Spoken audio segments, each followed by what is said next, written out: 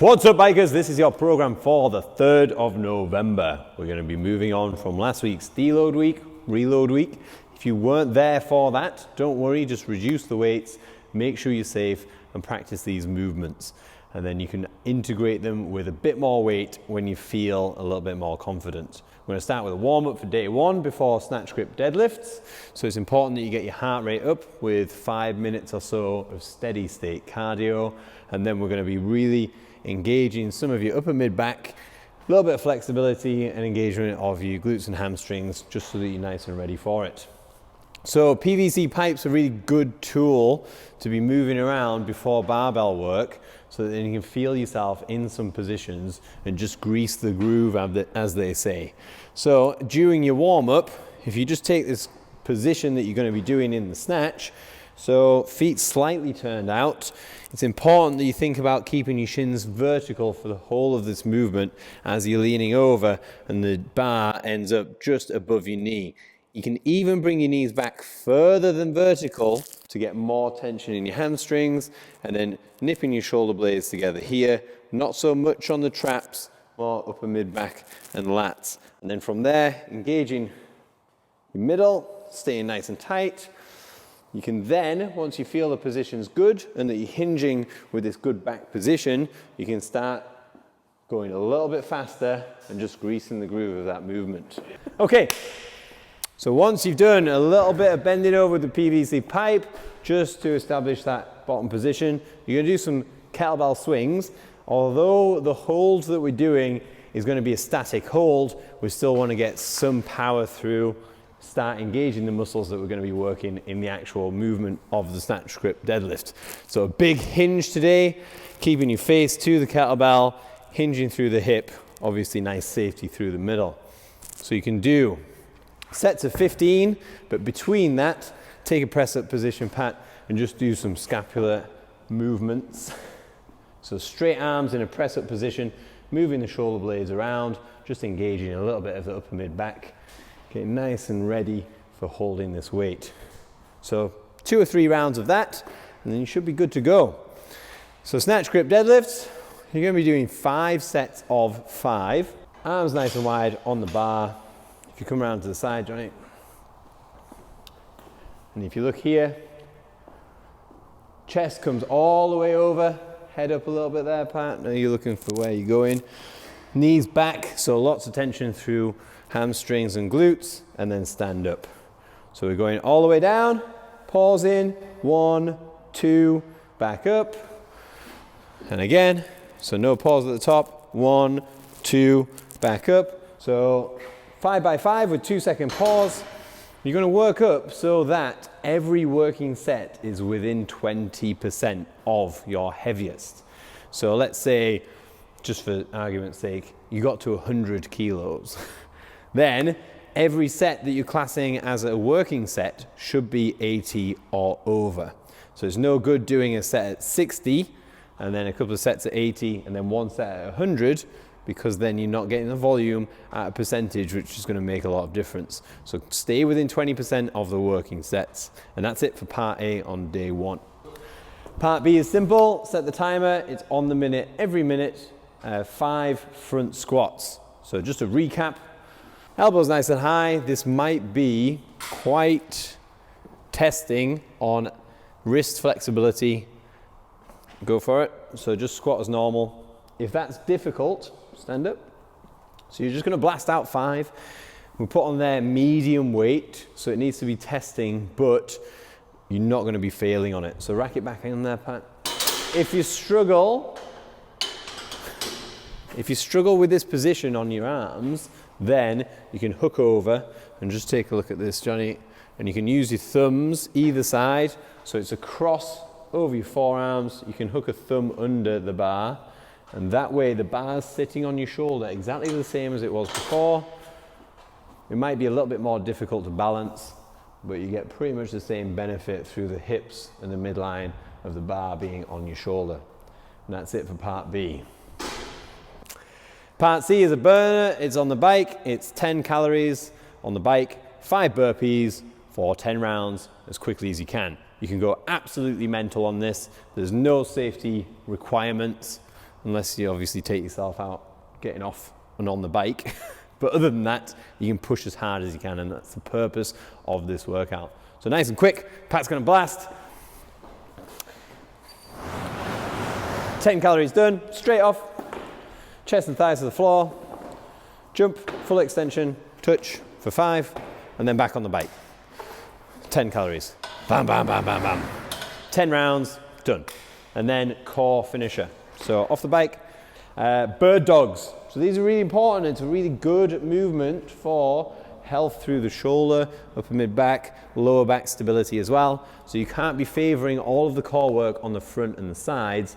Back's equally as important. Quite a lot of the stuff that we do anyway, like the snatch, grip, deadlifts, is gonna build a nice stable core through the back, but we wanna link that just a little bit differently with this kind of bird dog position. So you're gonna do 12 to 15 each side, 4 times round, and that's it for day 1. Yep. Day 2, we're gonna start with 80 to 90% of your 3 rep max strict press. So you're gonna start with 3 strict press. Let's start at 80%, do 3. Once you've done 3, you're then gonna rack it and do 3 push press, which is full engagement of the legs, driving up, following the momentum.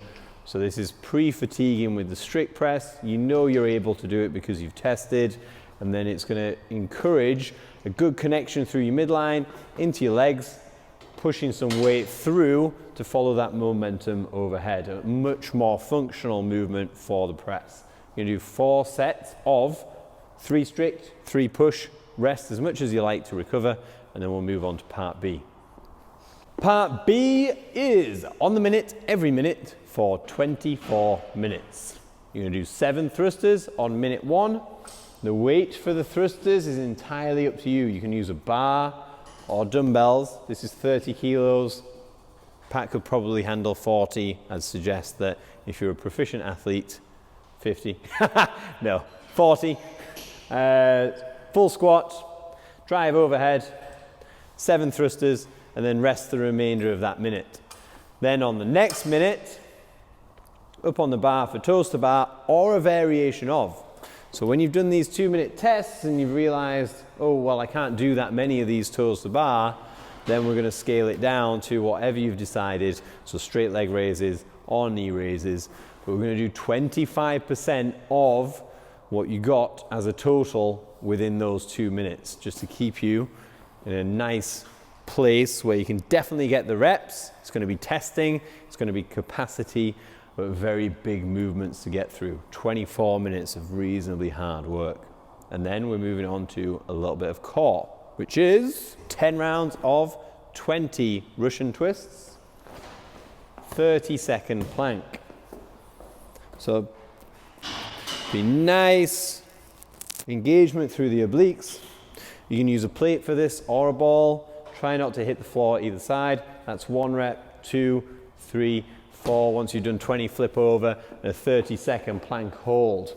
So on the elbows, 30 seconds there, and then back on the ball. If 30 seconds is just far too easy, increase it, or increase the difficulty by going from your elbows to your hands and then back down. If 30 seconds is too much, then reduce it down to 20, whatever you like. And that's it for day 2. On to day 3, split leg good morning. So the bar goes on your back like a back squat, a high bar back squat. Then you're gonna take your heel of your front foot. So I'd suggest starting on your weak side first. So your heel is in line with the toe of your back foot, and then this front knee goes back, not locked out. So really important that you don't lock that out, but the shin is past vertical this way, and then it's a massive hinge through the hip. You should feel tension through your hamstring and glute. You do 7, both sides, 4 times round. The working sets for this are within 10% of the heaviest that you get to. So if you find that you've gone a lot heavier on your final one, then you have to discount all the other ones before it if they're not within 10% and use those as warm-ups, add on to the back If you do find that it's straining your lower back and that you're struggling because of the weight, then reduce the weight, get the volume, stay safe. That's it for part A.